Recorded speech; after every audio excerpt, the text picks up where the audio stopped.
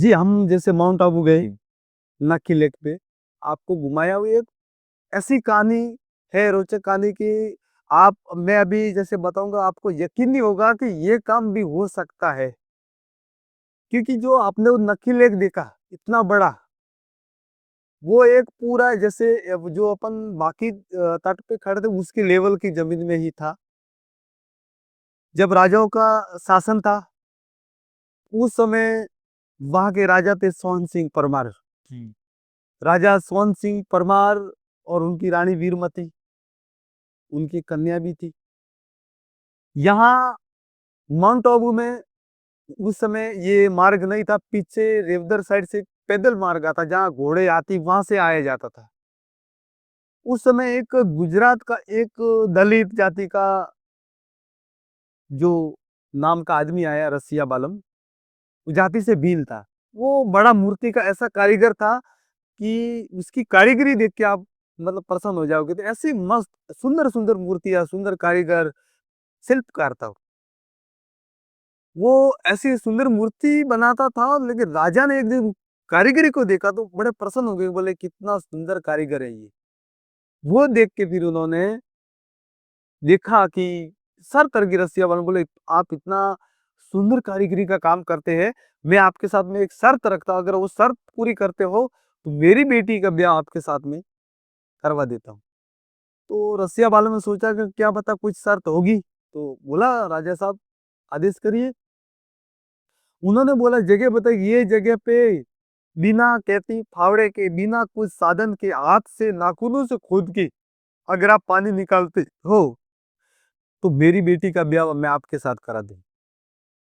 अब रसिया वाला चकित हो गया, बोले मैं तो क्या, मेरे जैसे हजारों रसिया वाला भी यहाँ ला लेंगे ना तो भी ये काम नहीं हो सकता। लेकिन वो माँ अरबुदा देवी का बड़ा भक्त था, माउंट आबू में माँ अरबुदा देवी का मंदिर भी है। तो माता जी उनको साक्षात मिले, रसिया वालों को भविष्य आकाशवाणी हुई कि बोले रसिया वाला में टेंशन मत करो और राजा को हाँ भर दो, बाकी काम अपने आप हो जाएगा। तो रसिया वालों ने फिर राजा साहब के पास गए, बोले ठीक है राजा साहब हम करते हैं। शर्त ये थी कि सूर्य अस्त होते ही काम शुरू करना है और सुबह 4 बजे मुर्गा बांग देता है। अब तो घड़िया पहले मुर्गा बोलता था, ही सवेरा होता था। 4 बजे से पहले पहले आपको नक्की भी खोदना है और फेरा भी खाना है मेरी बेटी के साथ, कोई काम है। जैसे ही वह सूर्य अस्त हुआ, रसिया हम लोग जगह पे पहुंचे, माता जी की कृपा हुई और 33 कोटि देवता को देवी ने बुलाया और ऐसा चमत्कार हुआ कि रसिया बन जैसे खोदता मिट्टी अपने आप हटे जा रही है। उस जगह पे पूरा ये तालाब पानी से भर गया लबालब और पानी ऊपर आ गया। राजा साहब के पास लगभग पहुंचे रसिया बालम और बोला कि राजा साहब आप जगह देख के आइए, और मैंने खोद के तैयार कर दिया। राजा कुछ चकित हो गए, बोले ये काम कैसे हो सकता है। बोले आप देख के आइए। उस जगह देखा तो पूरा दिक्कत जगह तो पूरा पानी आ गया है, नक्की तो पूरा तैयार हो गया तालाब। अब देखो राजा उस समय बड़े वचनों के बड़े थे कठोर, क्योंकि जो मुख से बोल देते थे ना वो फिर नटते नहीं थे।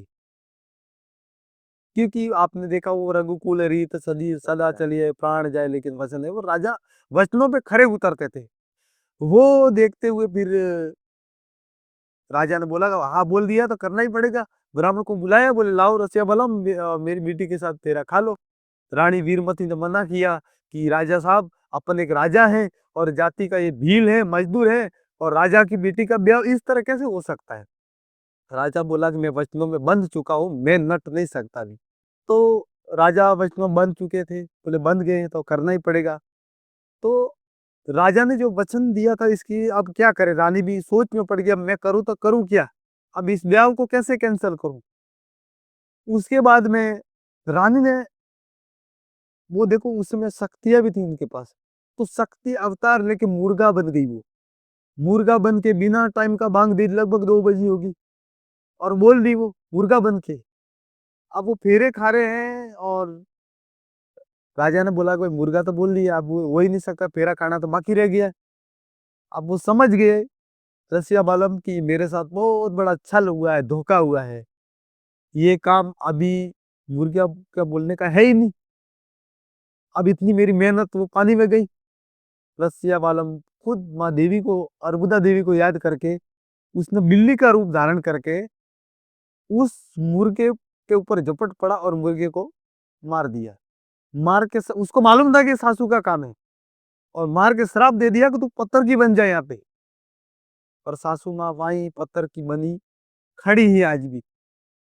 आप दिलवाड़ा टेम्पल जाओगे, उसके बैक साइड में सासू माँ का अभी भी पुतला है, और लोग जाते हैं, हर लोग जाने वाला इतना पत्थर मार के आता है इसको, क्योंकि वो ना दुष्ट थी।